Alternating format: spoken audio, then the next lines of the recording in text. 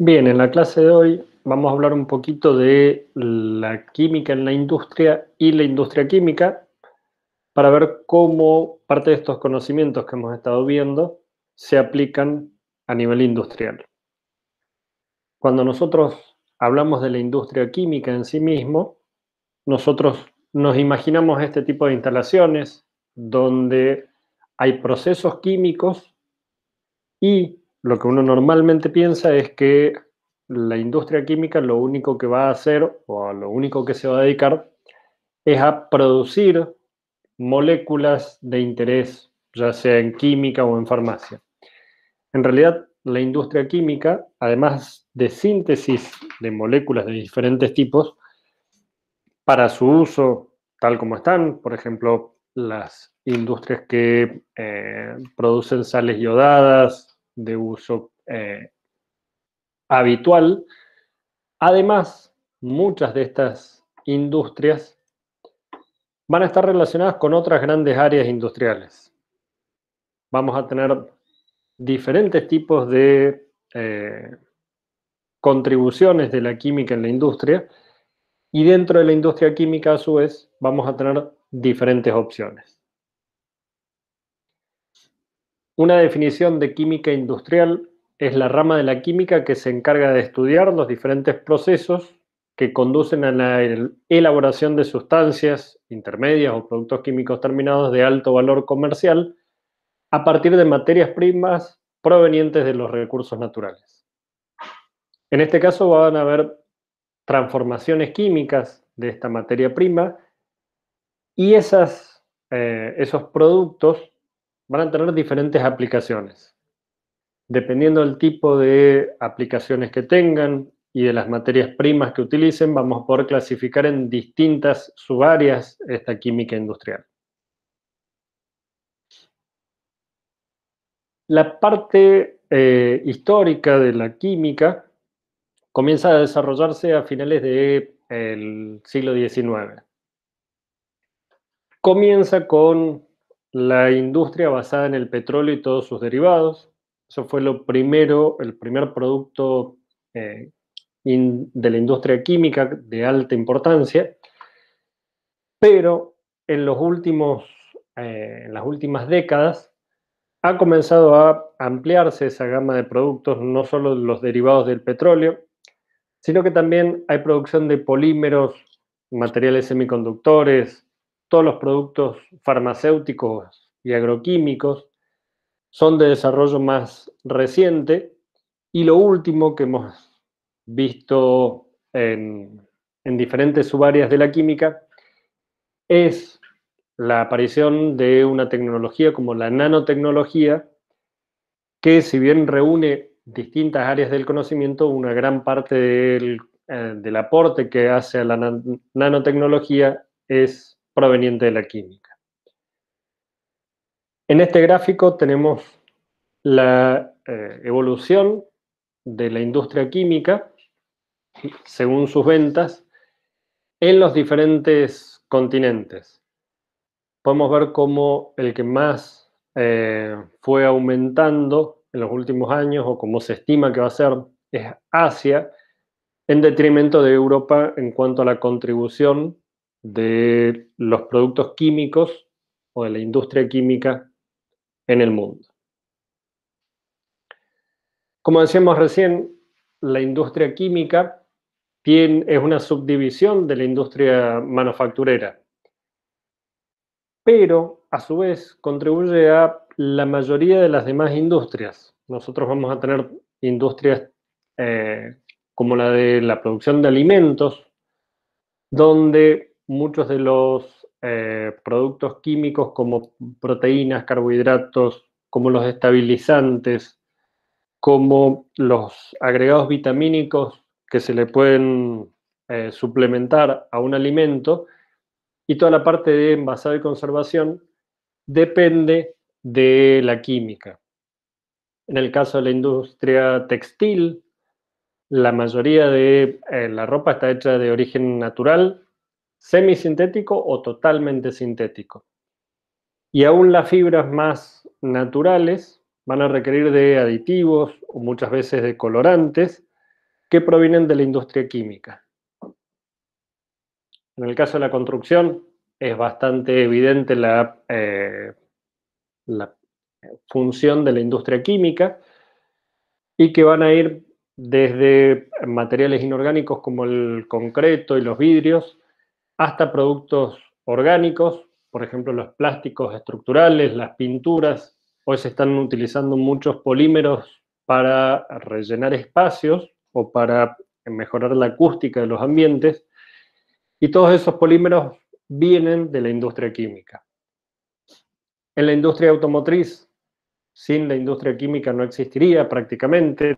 Todas las autopartes tienen, directa o indirectamente, la química involucrada, y además de la propia combustión que hace funcionar a la mayoría de los autos que hay actualmente en el mercado. Cuando nosotros vemos cómo la química, la industria química ha ido cambiando durante los últimos 15, 20 años, podemos ver en función de los países en desarrollo, los desarrollados, el mundo en general o en Estados Unidos, como si bien tuvo una depresión, es decir, bajó mucho las ganancias de la industria química alrededor entre el 2007 y el 2010, después volvió a repuntar y ahora se mantiene estable dentro de la cantidad de dinero que mueve esta industria química. Un aspecto muy importante de esta industria y que se apunta mucho, y sobre todo, como vamos a ver al final de la clase, hay toda una gran área que está tratando de minimizar, es la contaminación generada por la industria química. Entre los principales contaminantes que vienen de la industria química es el dióxido de carbono, el gas que gran parte del efecto invernadero se debe al dióxido de carbono, y que viene mayormente de la combustión de los combustibles fósiles, como el carbón y el petróleo. Y también se genera por la naturaleza de las materias primas utilizadas. En estos gráficos nosotros podemos ver, por ejemplo, las emisiones de dióxido de carbono de la industria por cada uno de los sectores de la industria química, y nosotros podemos ver cómo algunas industrias como la producción de metales y de hierro tienen una alta contribución de emanaciones de dióxido de carbono. Si lo vemos por países, dentro de los países que más dióxido de carbono generan o liberan en el mundo, China es el que más produce, pero después tenemos muchos países que también contribuyen con las emisiones de dióxido de carbono. Como decíamos recién, la podemos subdividir a la industria química en distintos sectores. La química básica, que a su vez, como vamos a ver, se va a subdividir en petroquímica, polímeros y la inorgánica básica. Cuando hablamos de petroquímica y polímeros, básicamente estamos hablando del petróleo y sus derivados, que, como vimos recién, tiene un gran rol en la industria automotriz y la del transporte, pero también en la textil y en la construcción. Y también tienen un gran papel en la producción de fertilizantes, la misma industria farmacéutica y la química propiamente dicha. En la química inorgánica básica, nosotros tenemos toda la generación o la manufactura de compuestos inorgánicos básicos. Estos van a ser utilizados después en manufactura y agricultura, principalmente, y son compuestos relativamente sencillos del tipo de las moléculas que hemos estado viendo en la parte de nomenclatura, como por ejemplo el ácido sulfúrico, el ácido nítrico, carbonato de sodio. Todos esos ácidos, sales, bases que se utilizan tanto en la agricultura como en otras industrias, pero que es una química mucho más sencilla dentro de la composición de estas moléculas. En el caso de la química especializada, va, como bien lo dice el nombre, es mucho más específica y tiene una amplia variedad de químicos que van desde la protección de cosechas, como los herbicidas y los insecticidas, pinturas, colorantes, químicos utilizados en industrias como la textil y el papel. Y por otro lado tenemos la química para la industria y el consumo final. Y estos son productos que se venden directamente al público. Todos los que vimos anteriormente son utilizados por otras industrias, pero en esta última son todos de consumo final y que van desde los detergentes y jabones que podemos comprar nosotros en el supermercado hasta los aditivos que se utilizan para la conservación de los alimentos que nosotros normalmente consumimos. ¿Cómo es la situación por sectores en la Argentina? En este gráfico nosotros nuevamente tenemos los valores de los productos en millones de dólares y el porcentaje de contribución y cómo ha ido aumentando en los años desde los 90 hasta el 2010. Y podemos ver que dentro de la Argentina siempre la industria química preponderante es la de uso final, seguida por la química básica y después tenemos la agroquímica y las especialidades químicas, por ejemplo, biocombustibles, fibras, entre otros. En función de la participación que tienen estas industrias en el Producto Bruto de la Argentina, en los diferentes sectores, por años, nosotros tenemos los últimos censos del 93, 2003 y 2010, podemos ver que la industria química básica siempre ha estado alrededor de, o en el promedio del 25% del Producto Bruto de la producción en Argentina, mientras que productos de uso intermedio o de uso final tienen una mayor contribución en la producción. Si comparamos exportaciones e importaciones, en este caso, nuevamente y alrededor de los años, se ha mantenido relativamente la exportación de productos químicos de uso final, como también su importación. La única que tal vez ha variado más es la química básica, que disminuyó para el censo del 2010 y aumentó la de las especialidades químicas. Cuando nosotros pensamos en una industria química, nosotros tenemos que pensar en la investigación que posibilita, que permite realizar estas producciones. Está claro que va a depender mucho del tipo de industria que nosotros estemos eh, mirando. Vamos a ver algunas que tienen mayor necesidad de investigación y desarrollo y otras que son más sencillas. Lo que decíamos recién de los productos básicos requieren muy poca investigación y desarrollo, mientras que la industria farmacéutica, por ejemplo, requiere mucha más investigación y desarrollo.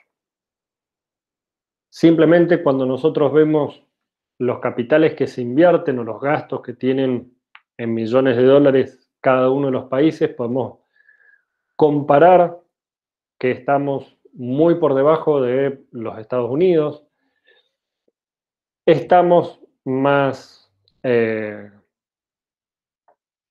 más cerca de países como Brasil o como Chile, perdón, como Brasil, no, como Chile o como Colombia, y aún nos falta mucho por crecer. Todavía nosotros somos un país donde predomina la producción de la industria química por sobre la investigación. En este caso, cuando hablamos de investigación, tenemos que tener en cuenta que una parte de esa industria química, que no es la que está en la línea de producción, tiene que estar, por un lado, separado físicamente, generalmente, contar con un departamento de investigación que va a tener personal técnico calificado y altamente calificado. En este caso no solo va a tener ingenieros licenciados, sino también doctores en química, mientras que en la parte de producción no necesariamente tiene que estar presente ese tipo de recursos humanos. En el caso de los laboratorios de investigación, tienen que estar bien provistos de material, de equipos, la infraestructura tiene que ser la correcta. Y como siempre, eso genera costos muy elevados que no repercuten directamente en la producción a corto plazo. Entonces, por eso muchas veces, sobre todo en América Latina, la inversión en investigación y desarrollo es menor que en otros países.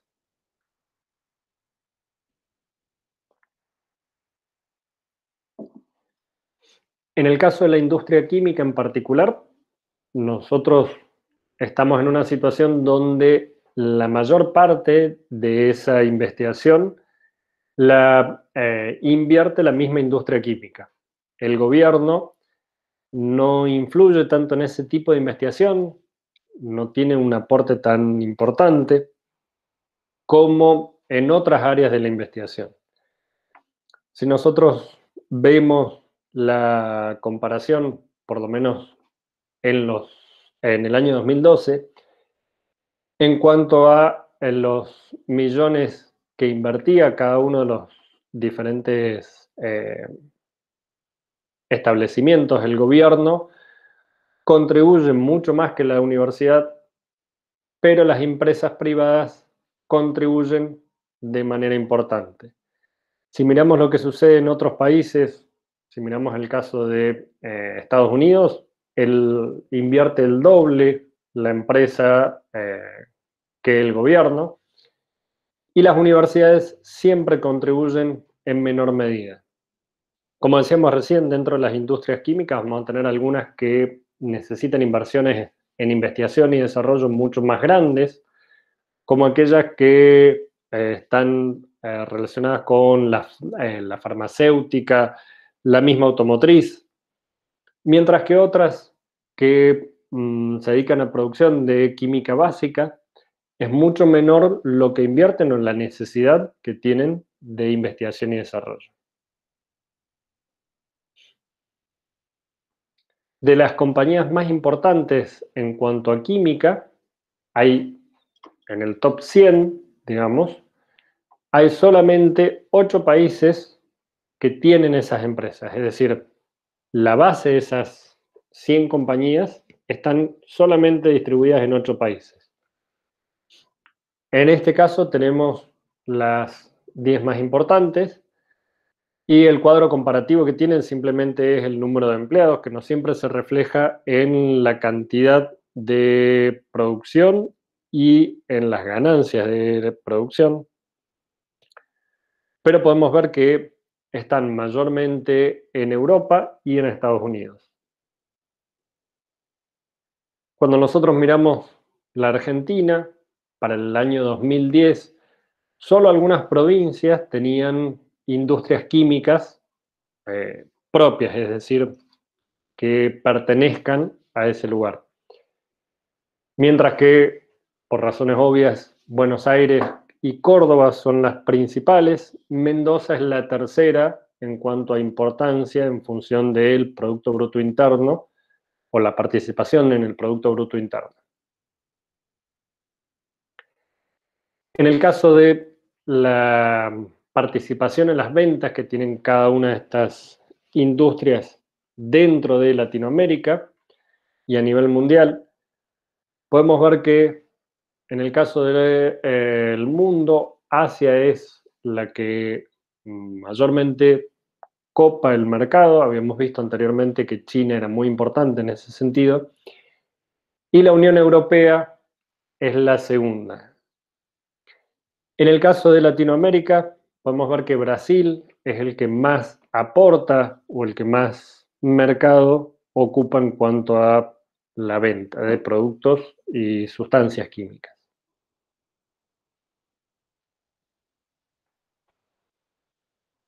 En el caso de la seguridad industrial, química y la parte de la regulación ambiental es muy importante, sobre todo porque cuando se trabaja con reacciones químicas, hay parámetros como la temperatura y la presión que se pueden modificar y que esto va a modificar la estructura de una molécula y puede crear otros productos químicos. Dentro de esos productos químicos, ya sean los que se generan o los que se utilizan eh, como materia prima o en algunos casos como solventes, son en general productos que pueden provocar incendios, explosiones, emisiones de líquidos o vapores y que pueden generar además productos intermediarios que pueden ser también tóxicos e inflamables. Por lo tanto, la seguridad dentro de la industria es muy importante, sobre todo en la industria química. Si nosotros vemos el gráfico que tenemos abajo, separa entre leve e importante los riesgos y la seguridad de las industrias, y podemos ver que las diferentes industrias tienen diferente riesgo asociado. Uno de los más importantes, por ejemplo, o uno de los momentos más importantes, es en el transporte de las sustancias químicas, donde el riesgo es, o sea, en el 28% de los casos es importante, lo mismo que el transporte de mercaderías peligrosas. En la industria del reciclado, la parte del reciclado es de una importancia leve mayormente. Y en función de lo que hemos estado hablando, por un lado el cuidado del medio ambiente, la disminución de las emanaciones y la seguridad industrial, desde hace más de 30 años, se comenzó, primero en Canadá y después en los diferentes países, el programa Cuidado Responsable del Medio Ambiente.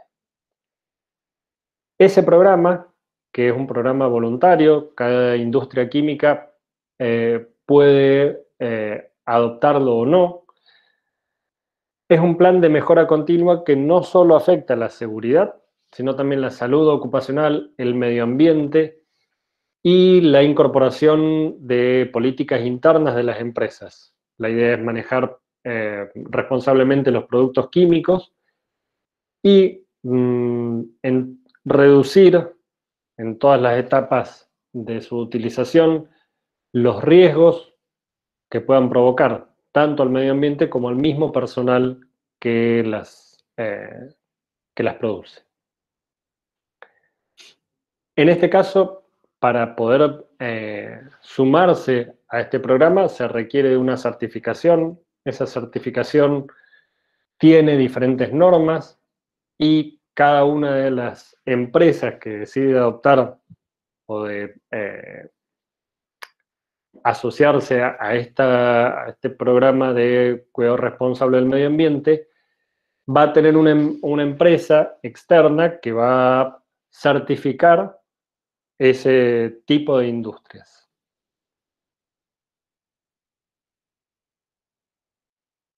Cuando nosotros hablamos de los peligros o del potencial daño al medio ambiente que le pueden causar este tipo de empresas, las empresas químicas, generalmente el más grave es la utilización de energía. Esa energía mayormente viene de recursos no renovables, como el petróleo y el carbón. Y por el otro lado, esa energía que proviene del petróleo y del carbón son, como vimos anteriormente, de las principales emanadoras de dióxido de carbono.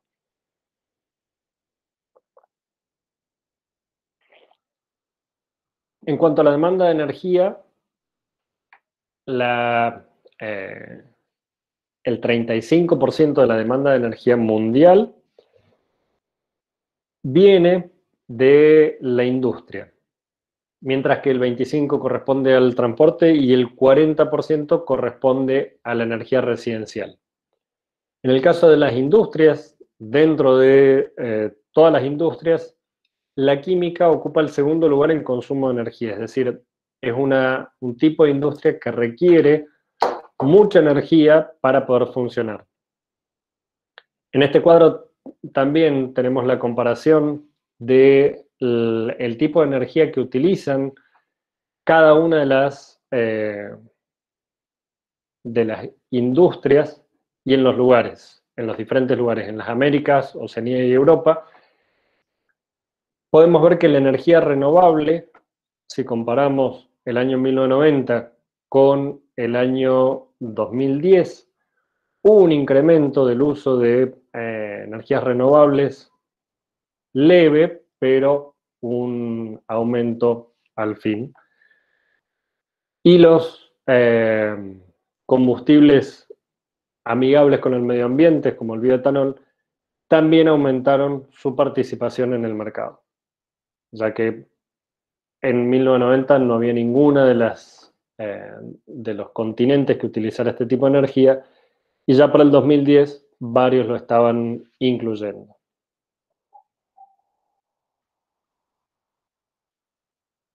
Si nosotros observamos el tipo de contaminantes que se produce por la industria, nosotros vamos a ver o podemos separarlos en tres grandes grupos: sólidos, gases y agua. Cuando nosotros hablamos del agua, vamos a hablar de, por un lado, la demanda bioquímica de oxígeno, y es la cantidad de oxígeno que nosotros eh, tenemos disponibles en ese agua.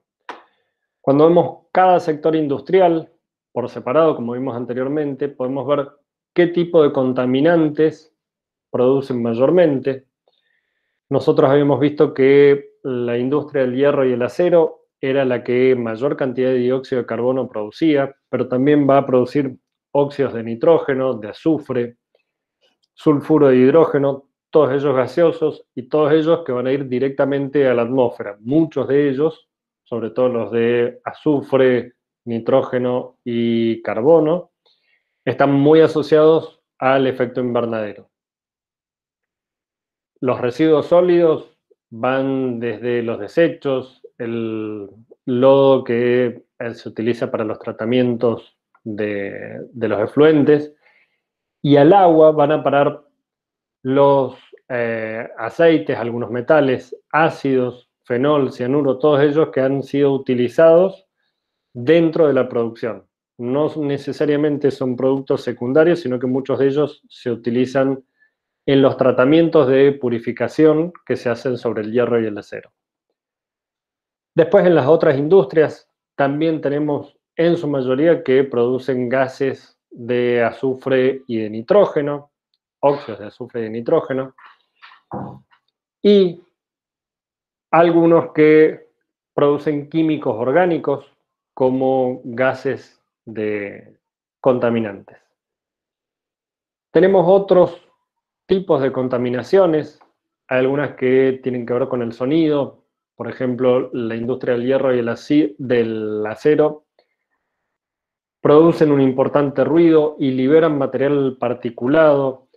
En el caso de las pulperas de papel, además del ruido, producen olores muy fuertes, lo mismo que la industria química, que producen emanaciones de olores bastante desagradables. Profe, disculpe. Sí. Dice Mauro si lo puedo aceptar. A ver. Ahí está. Ahora sí.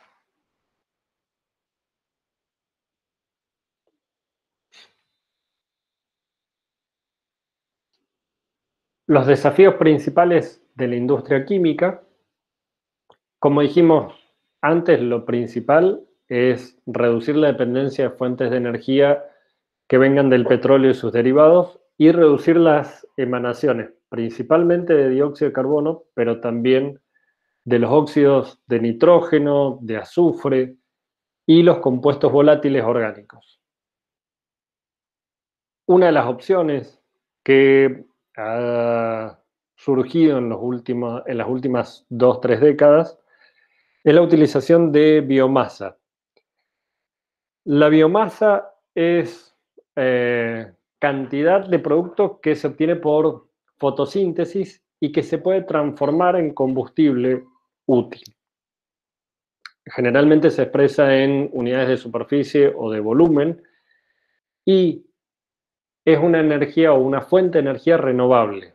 Está basada en el carbono y cuando decimos biomasa estamos hablando de una fuente de carbono biológica que se puede utilizar como combustibles, desde combustibles líquidos o combustibles sólidos.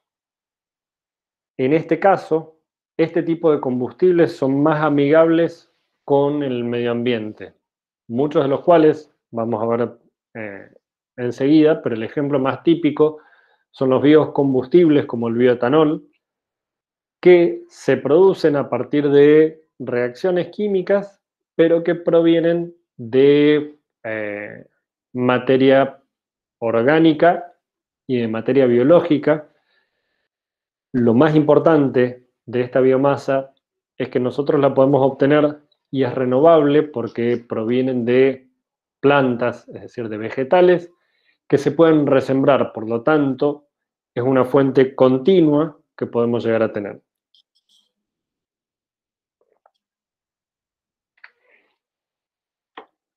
Esa biomasa la podemos clasificar en 5 grandes categorías.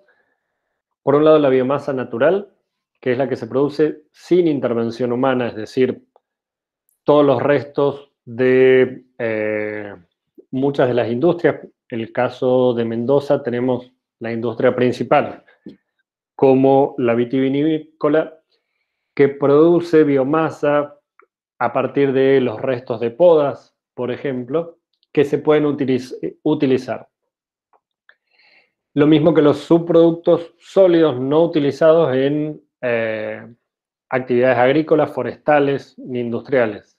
En este caso es la biomasa seca y, como dijimos recién, puede ser la cáscara de las nueces, que acá también en Mendoza es muy importante, pero también pueden ser los restos del orujo, de las uvas o de las podas también.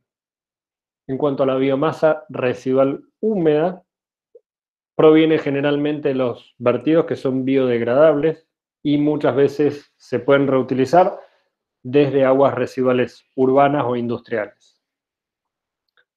Los cultivos energéticos que se plantan directamente con la intención de producir biomasa transformada en combustible, como el cardo y el girasol, y finalmente los biocarburantes que tienen su origen en el reciclado de aceites que ya han sido producidos y su transformación, como el caso de los aceites de trigo, de girasol, entre otros. En el caso de esa biomasa, para poder transformarla en combustible utilizable, se puede llevar a cabo por diferentes procesos. Los procesos químicos, que involucran reacciones químicas con productos orgánicos o inorgánicos. Las producciones enzimáticas, donde enzimas, es decir, proteínas que tienen actividad enzimática, se pueden utilizar para estos procesos de cambios químicos y mediante procesos híbridos, es decir, utilizando la química y la enzimática a la vez. Y como dijimos antes, uno de los desafíos más importantes o de los productos más prometedores son aquellos que están basados en la tecnología de nanomateriales. Cuando hablamos de nanomateriales, estamos hablando de materiales de menos de 100 nanómetros de diámetro. Esos nanomateriales son utilizados en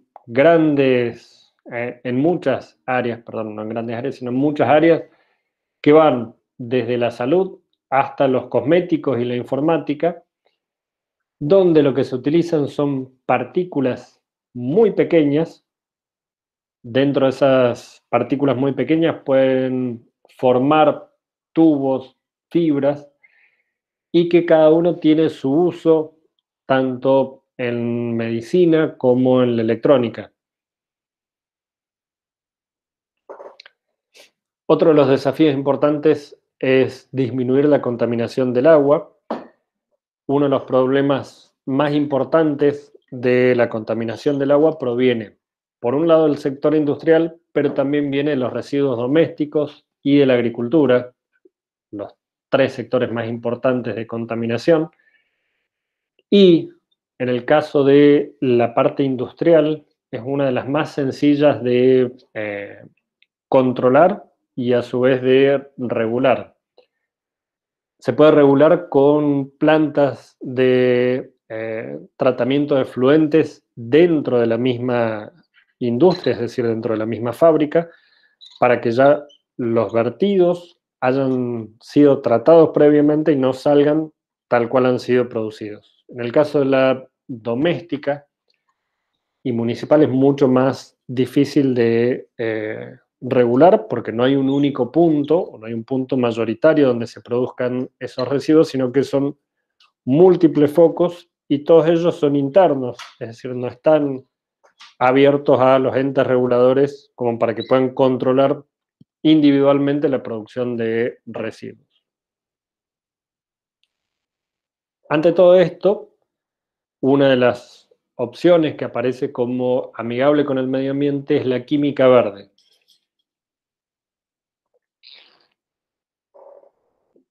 En el caso de la química verde, lo que nos implica o lo que habla el EPA, el ente regulador ambiental de Estados Unidos, es que la sostenibilidad está basada en que cada cosa que el hombre necesita para su supervivencia y bienestar depende directa o indirectamente del ambiente natural. Deja de lado un poco más atrás la industria sintética, es decir, la que produce materiales desde cero, para comenzar con técnicas que, por un lado, reducen o eliminan el uso de materia prima y los productos y subproductos peligrosos para la salud. Son técnicas que son más amigables con el medio ambiente, tienen mayores rendimientos en cuanto a la cantidad de materia prima que utilizan para obtener productos, y por el otro lado son o minimizan los subproductos que se generan. Hay 12 principios de la química verde. El primero es que siempre es más fácil evitar la producción de un residuo que después eliminarlo una vez que se formó. Ese es un principio casi general, no solo para la química verde.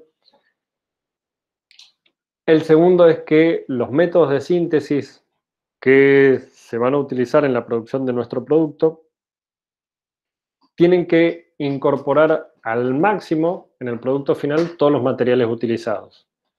¿Qué quiere decir esto? Que si yo estoy poniendo o estoy haciendo reaccionar 2, 3, 4 materiales distintos, esos 4 materiales tienen que formar parte de mi producto final.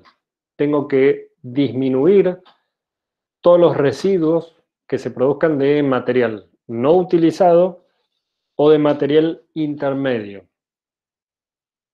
El tercero también habla de utilizar y generar sustancias que tengan poca o ninguna toxicidad. En ese caso, muchos de los solventes muy utilizados en las diferentes industrias son altamente tóxicos, más allá de que cuando forman parte del producto final son inocuos. Muchos de los problemas ambientales vienen de la pérdida o de las emanaciones de esos materiales.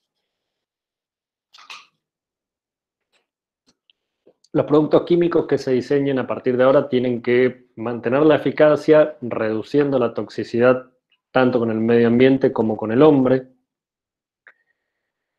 Se intenta disminuir o eliminar el uso de sustancias auxiliares. Como decíamos recién, los disolventes, los reactivos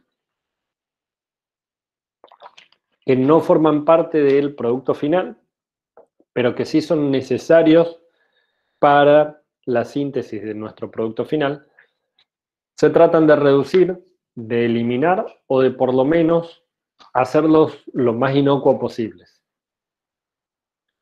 En cuanto a los requerimientos energéticos, se trata de disminuir al máximo.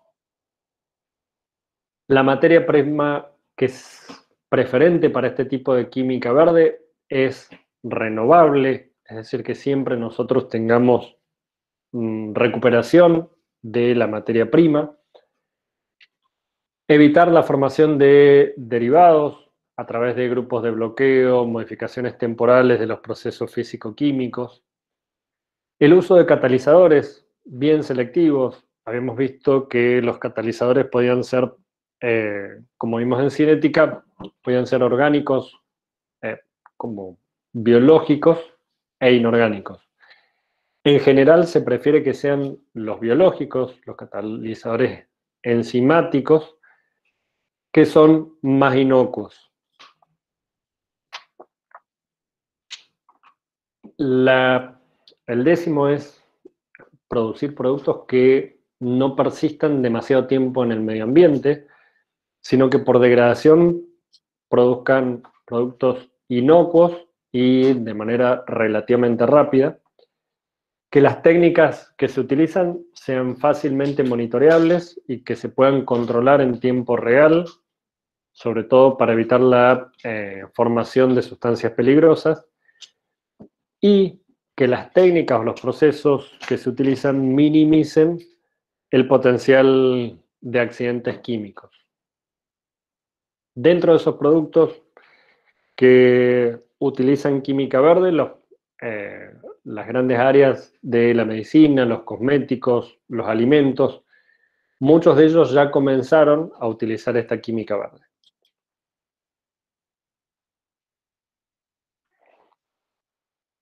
¿Qué pasa en Mendoza? En Mendoza nosotros tenemos acá algunos gráficos que nos muestran cómo ha ido evolucionando la industria en Mendoza. En este caso tenemos los distintos sectores en un periodo de 5 años, entre el 2005 y el 2010, donde podemos ver una gran participación de las industrias manufactureras, y en el Producto Bruto de Mendoza, el comercio tiene una gran participación.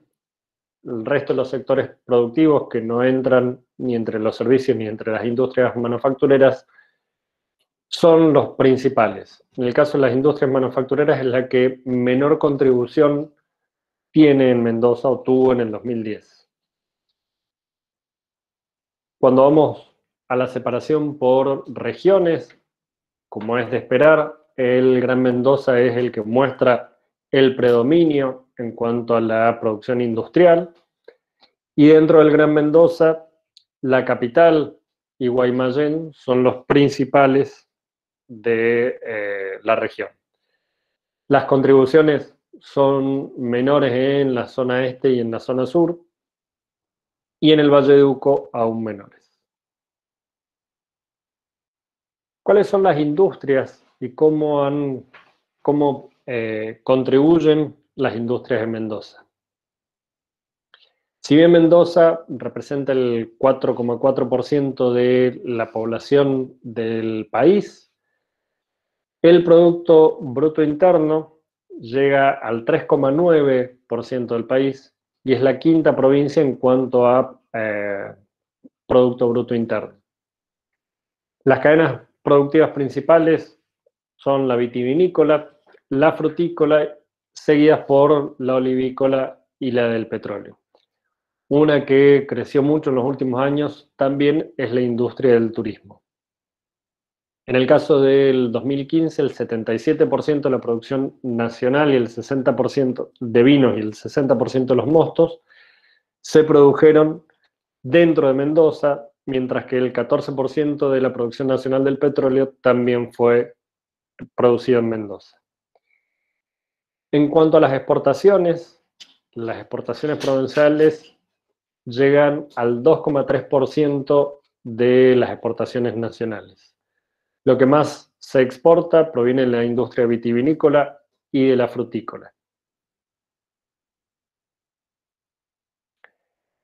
En el caso de los distintos sectores que nosotros tenemos productivos en Mendoza, podemos ver que los servicios ocupan el 66% del Producto Bruto de la región, mientras que los bienes ocupan únicamente el 34%. Cuando vamos a los diferentes rubros, las industrias manufactureras tienen una buena contribución, pero como dijimos anteriormente, el comercio y los servicios comunales son los que mayor participación del Producto Bruto de la provincia tienen. Cuando hacemos un análisis de los productos más exportados dentro de la provincia, o sea, desde la provincia, obviamente el vino envasado y el mosto son los principales, el ajo en fresco, y después vemos recién ahí alguna manufactura un poco más compleja como las bombas centrífugas, y después ya volvemos a peras y frutales en general. Los destinos más importantes de las exportaciones de Mendoza son Estados Unidos y Brasil, mientras que Chile y Canadá son otros de los importantes destinos de la región. En cuanto a los grandes bloques, la Unión Europea representa el 19% de lo que se exporta y el resto del Mercosur tiene un 3,4%. Cuando hablamos de cadenas productivas, tenemos dos muy importantes, la agroindustrial y la de los hidrocarburos son las más importantes dentro de la región. Como dijimos, dentro de la agroindustrial, la vitivinícola y la frutícola son las principales y la olivícola es la que ocupa el tercer lugar.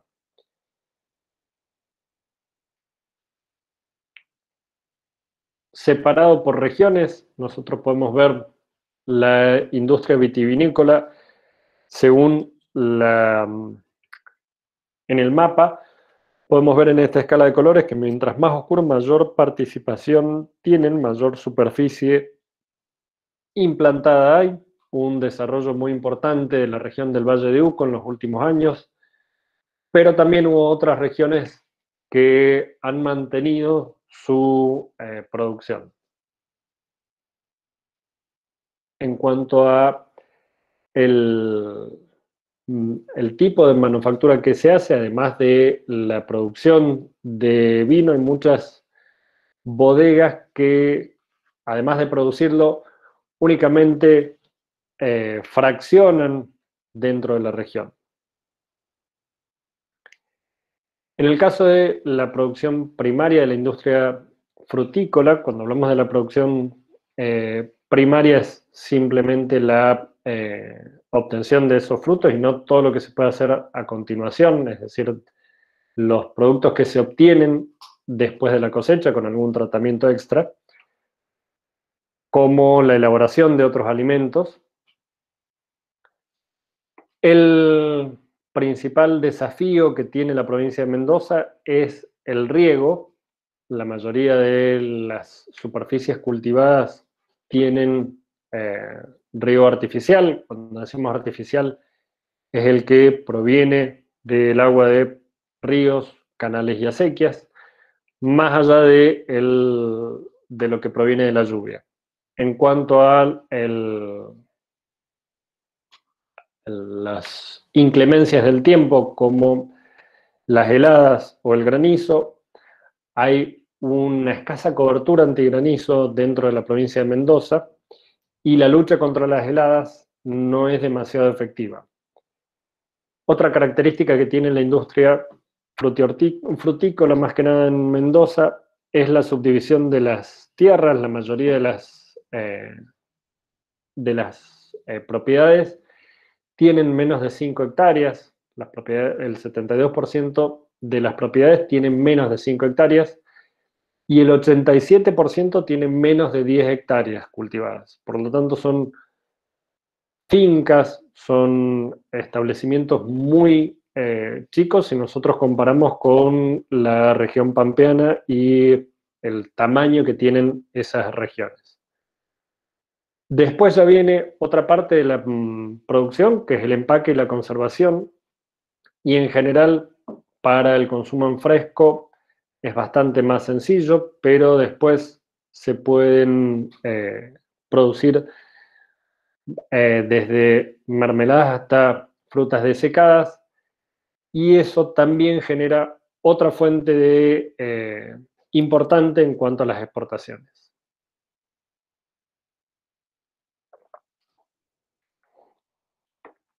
Como decíamos, dentro de la industria frutihortícola, la parte industrial, más allá de la producción, tenemos desde las enlatadoras que van a elaborar mayormente conservas de duraznos y de algunas otras frutas de la región, como pueden ser las peras, las pulperas que van a elaborar pulpas concentradas y las mixtas que van a producir las dos. Además, hay una amplia red de secaderos que utilizan tanto el secado al sol como el de secado en hornos, y esa industria asociada a la frutícola es la que también es muy importante, no solo en la producción y en la generación de un valor agregado de estas frutas que se producen en la región, sino que también además producen y generan otro tipo de empleos. En cuanto a la cadena olivícola, nuevamente tenemos la parte de producción primaria, que tiene un modelo mixto entre el modelo tradicional, que es donde predominan los productores pequeños, y el empresarial, que son aquellos que tienen grandes extensiones de campos dedicados al cultivo de los olivos. En general, este tipo de grandes extensiones de campos, si bien son más comunes en provincias como Catamarca y San Juan, en Mendoza están aumentando. Y a su vez, la parte industrial son todos aquellos establecimientos que se dedican a la producción de conservas y a las elaboraciones de aceites de oliva. En el caso de la cadena de hidrocarburos, la parte de explotación y extracción está más que nada en la región centro y sur de la provincia, donde tenemos una extracción de crudo muy importante, sobre todo con YPF como cabecera de la región. Y en el caso de YPF, la extracción de crudo es la predominante, como dijimos, el 64% de lo que se extrajo en la provincia lo hizo YPF. En la parte de la industrialización intervienen las refinerías, donde la más importante es la que está en Luján de Cuyo. En el caso de la metalmecánica, es un sector integrado por varias cadenas de valor. Si bien no tiene un amplio desarrollo en Mendoza, hay algunas industrias que se dedican a la metalurgia pesada dentro de las obras grandes de infraestructura que se pueden llegar a realizar, y después la producción de elementos menores de metal, muchos de ellos relacionados a las industrias más importantes de la región, como también algunos más grandes como la producción de calderas, por ejemplo, y aún más grandes con los equipos utilizados en la industria petrolera y minera en particular. En el caso de la industria textil, tenemos diferentes tipos de industria textil que van desde el diseño hasta la fabricación de prendas y la obtención de fibras los hilados, entre otros.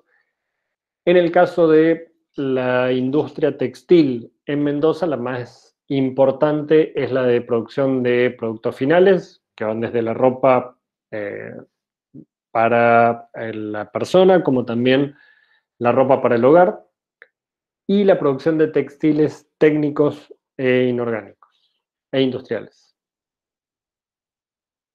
En el caso de la producción de indumentaria, es la que predomina dentro de la región, con una participación de la producción de cueros y de la industria textil industrial. La producción de calzados representa un porcentaje muy bajo, y cuando vemos la localización geográfica por cada uno de estos contribuyentes a los distintos, a la industria textil, vemos nuevamente que Capital es la que más aporta en ese sentido, seguido por Guaymallén y San Rafael.